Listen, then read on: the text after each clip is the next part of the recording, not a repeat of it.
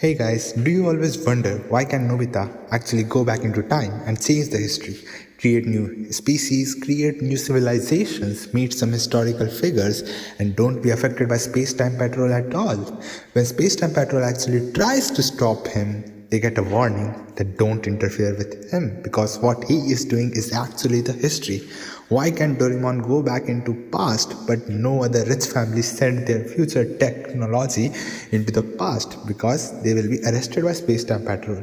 But he is able to do all of these. So let me tell you a very interesting story which was actually famous a long time ago, mentioning this all. So now a boy takes birth, which is our protagonist Nobita Nobi. But here we will call him Kami Nobita. I know it may sound weird, but this is the name. Parents name him Nobita so that he can live happily. But what they don't know is that from the moment of his birth, in his mind, a torrent of knowledge is actually pouring, which he is digesting slowly.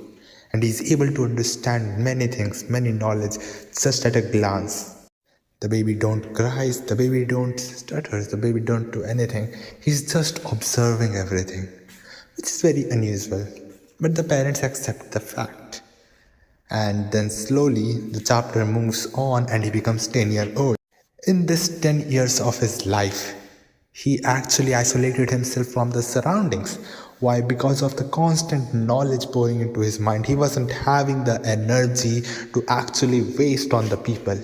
He was actually digesting all the knowledge in his mind, for which he actually started to get 0 marks, became bad in all the sports. But the fact was that he could easily get everything he wanted.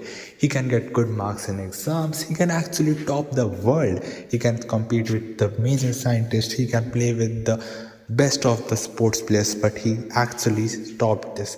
Why? Because he needed to conserve his energy for digesting all the knowledge, because of which he was labeled as monster. Why? Because he didn't interact with people, he didn't play games, he didn't do anything nicely, so people labeled him as monster.